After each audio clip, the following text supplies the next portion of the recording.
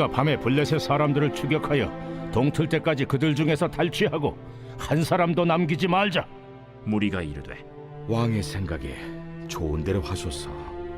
할 때 제사장이 이르되 이리로 와서 하나님께로 나아가사이다. 사울이 하나님께 묻자오되 내가 블레셋 사람들을 추격하리이까 주께서 그들을 이스라엘의 손에 넘기시겠나이까? 하되 그날에 대답하지 아니하시는지라.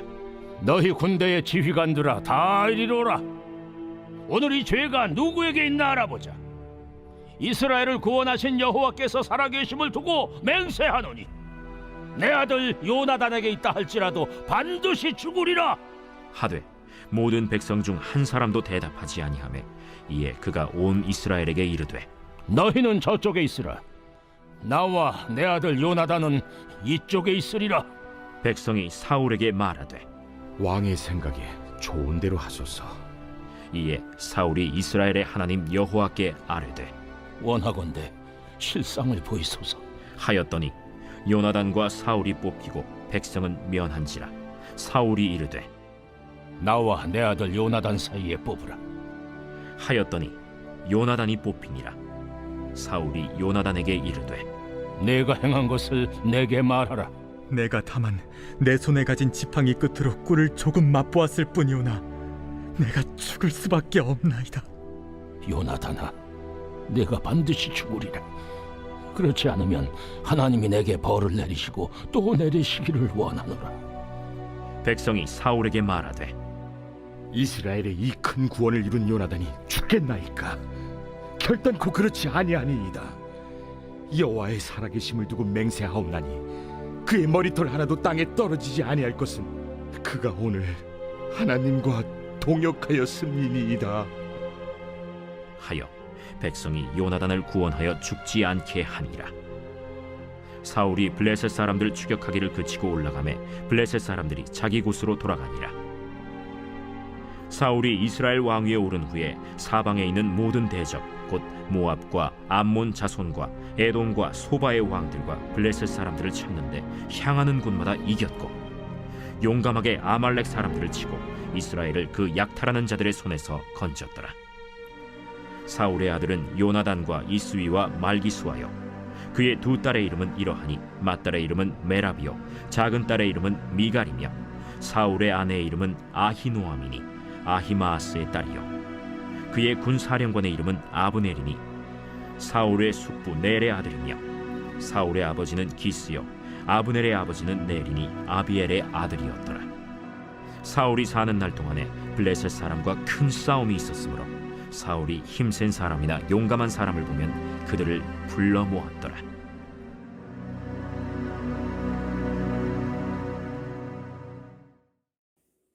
할렐루야. 오늘 하나님의 말씀은 사무엘상 14장 36절부터 52절까지 말씀입니다. 오늘 말씀의 제목은 무지한 사울 왕입니다. 오늘 말씀은요, 계속해서 이스라엘 초대왕 사울에 관한 이야기가 나옵니다. 오늘 본문은요, 사울과 요나단이 분투하여서 블레셋 군대를 물리친 사건의 그 마지막 부분에 해당하죠. 이른바 믹마스 전투인데요. 이 전투는요, 사실 인간적인 눈으로 봤을 때는 사울과 이스라엘이 절대적으로 불리한 전투입니다. 일단 블레셋 군대가요, 기록을 보게 되면 병거만 3만 명이에요. 게다가 마병이 6천 명이고요. 일반 군대는 해변에 모래같이 많다고 기록되어 있습니다. 어마어마하죠. 근데 여기에 맞서는 이스라엘 군대도 비슷하면 괜찮을 텐데 그렇지가 못해요. 몇 명이었을까요?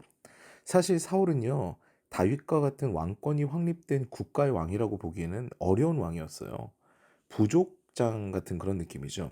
그의 영향력은요, 베냐민 지파와 에브라임 지파 일부 그리고 길르앗 쪽에 이렇게 미치고 있었는데요. 그렇기 때문에 그가 모은 이스라엘 군대는요, 고작 3천 명이었습니다. 그것도 철기 문화를 받아들인 블레셋과 달리요, 이스라엘은 철기가 없었죠. 농기구를 벼리러 갈 때도 블레셋의 손을 빌려야 되는 실정이니까 무기는 오직 사울과 그의 아들 요나단만이 소유할 수가 있었습니다. 정리해보면요, 군대는 사실상 잽도 안 되고요. 무기와 병거는 말할 수도 없습니다. 게다가 엎친 데 덮친 격으로 군대가 출진하기 전에 출정 예배를 드리는데 그 예배를 집전해야 할 사무엘이 늦습니다. 그 기간 동안에 이스라엘 군대는 탈영병이 계속해서 늘어가고 있었어요. 후에 집계를 해보니 이스라엘 군대는 고작 600명이 남습니다. 병거만 3만인 블레셋, 그리고 600명의 이스라엘 군대죠. 이 계백 장군도 5천 명이 있었거든요. 이순신 장군이 살아 돌아와도 이기기 힘든 전력이에요. 그리고 가장 중요한 것, 오늘 말씀과도 연관이 있는데요. 제사장 사무엘이 늦어서 탈영병이 늘게 되니까 사울은 최악의 패착을 두게 됩니다.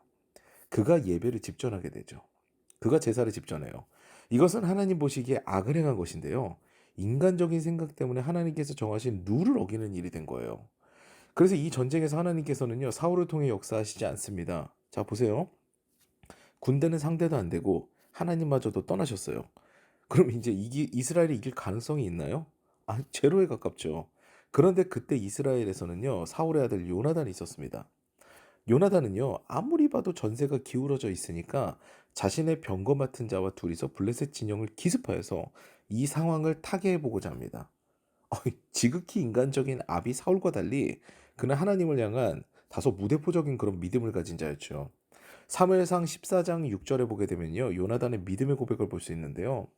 요나단이 자기의 무기를 든 소년에게 이르되 우리가 이 할례 받지 않은 자들에게로 건너가자. 여호와께서 우리를 위하여 일하실까 하노라. 여호와의 구원은 여기서 중요합니다. 사람이 많고 적음에 달리지 아니하였느니라. 아멘. 놀랍지 않으십니까? 군대가 도망가니까요. 여호와의 명령을 어기고 제사를 집전한 사울이에요. 근데 그 사울의 아들 같지가 않아요. 요나단은 다릅니다. 그는 믿음의 용사죠. 3만 명의 병거가 주둔한 블레셋의 진영을요, 단 둘이서 쳐들어가는 무모함을 보입니다. 그런데요, 하나님께서는 이 믿음의 사람인 요나단을 사랑하시고요, 그에게 승리를 주십니다. 오히려 문제가 된 인물은요, 바로 사울이 돼요. 끝까지 걸림돌이 된 인물이 사울이 돼버립니다. 블레셋 진영이 굉장히 혼란스러운 모습을 본 사울은요, 공격을 명하지요. 요나단과 그 병기 든 자가 가서 블레셋 군대를 혼란스럽게 하니까 그때 이제 사울은 공격을 명하게 된 겁니다. 이에 이스라엘 군대는요, 전력의 열세를 뒤집고 블레셋 군대를 격파하는 기염을 토합니다. 요나단의 믿음의 행동은요, 하나님의 마음도 움직여서 하나님께서는 이스라엘을 도우시는데 숨어있던 에브라임 사람들도 나와서 블레셋과 싸우는 등 그날 전투는요, 완벽하게 이스라엘에게 승리가 돌아갑니다. 그런데 하나님과 함께 하시는 사람과 함께 하시지 않는 사람은요, 이 부분에서 여기서부터도 차이가 나요. 사울은 백성들이 싸우다가 중간에 간식을 취식하는 것도 시간이 아까웠던 모양이에요. 혹은 금식을 통해 이 전쟁을 성스러운 전투로 만들고 싶은 그런 마음이 있었는지도 몰라요. 아무튼 너무 어리석은 맹세랍니다. 어떤 맹세냐면요, 백성들에게 원수 블레셋에게 보복을 마치기 전까지는 음식을 취식하지 말라는 맹세를 하게 하죠. 그러니까 음식을 먹지 못해서 피곤한 이스라엘 백성들은요, 가뜩이나 적들이랑 싸우는 것도 힘든데 배고프게 싸워야 되는 그 힘겨운 싸움을 계속 해야 됐어요. 오히려 이 어리석은 맹세를 통해서요, 이스라엘 백성은 그 후에 범죄하게 됩니다. 블레셋을 쳐부수고 난 다음에요, 배가 등가죽에 붙은 이스라엘 백성들은요, 잡은 짐승들을 잡아서 구워 먹는 것이 아니라 피가 흐르는 와중에도 못 참고 고기를 핏째 먹는 율법을 어기는 행동을 하죠. 결국 지도자가 영적으로 어두우니까요, 백성들이 죄악에 빠집니다. 졸지에 이들은 육회랑 육사심을 먹게 된 거예요. 게다가 이 맹세를 듣지 못한 요나단은요, 전투 중간에 꿀을 살짝 맛보는데 이로 인해 하나님의 계시를 받지 못하는 상황이 됩니다. 전투가 일단락이 되었어요. 그 백성들이 배를 채우니까 이제는 전쟁에 더 욕심이 난 거예요. 사울이 전쟁에 욕심이 난 거죠. 그래서 백성들을 독려하여 블레셋과 전투를 이어가려 합니다. 그리고 그 명분을 위해서 하나님께 여쭤보는데요. 근데 하나님이 대답하지 않으시는 거예요. 하나님, 우리가 블레셋과 싸우면 이기겠습니까? 지겠습니까? 이것을 다시 사울이 묻는데 그 하나님께 대답하지 않으세요. 사실 하나님께서 대답하지 않으신 이유는 후에 제비를 뽑은 결과 요나단이 사울이 말한 맹세를 어겼기 때문임이 분명하게 드러나긴 합니다. 이에 화가 난 사울은요, 자신의 계획이 어그러졌잖아요. 아들인 요나단까지 죽이려고 합니다. 하나님께서 떠나시니까 어리석음이 끝에 달해요. 자신의 인간적인 생각으로 하나님이 떠나셨습니다. 전투는 절망적이었어요. 그런데 아들의 믿음으로 전황이 바뀐 거거든요. 근데 그 전황이 바뀐 와중에서도 자기는 패착을 저지릅니다. 자신의 어리석은 맹세로 백성들이 죄를 저지르게 되죠. 이걸 다 종합해보면요, 가장 죄가 많으니 이 전쟁에서 필요가 없는 이가 누굽니까? 사울이었어요. 그런데 이제 사울은 자신의 맹세를 어기고 자신의 명령을 어기고 더 큰 승리를 막았다는 이유로 아들도 죽이려고 합니다. 하나님께서 떠나시니까요. 지성이 상실된 사울이에요. 무지의 끝을 보입니다. 사랑하는 여러분, 지혜의 근원은요. 누구에게 있습니까? 하나님께 있습니다. 무엇이 옳고 그른지 어떤 선택이 현명한지 모두 하나님께 달려 있어요. 그렇기 때문에 말씀대로 사는 삶, 하나님의 뜻대로 사는 삶이 굉장히 중요하죠.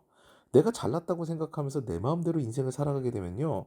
결국 힘든 상황에 빠지게 되는데요. 나만 힘든 게 아니에요. 남들도 힘들게 만듭니다. 사울이 오늘 그렇잖아요. 하나님께서 떠나시니까 상식적인 생각도 못하는 사울이에요. 백성들도요. 요나단 공로를 알고 사울의 폭주를 막습니다. 요나단을 죽이면 안 됩니다라고 간언을 해요. 이 상식적인 생각도 못하는 사울이에요. 결국 하나님의 뜻대로 인도되는 것은요. 우리가 말씀을 통해 보게 되면 모두가 평안한 선택이 됩니다. 오늘도 하나님과 동행하심으로요. 나도 행복하고 내 주변도 행복하여 모두가 주님께서 주시는 평화를 누리는 그런 귀한 하루가 되시기를 주님의 이름으로 축원합니다.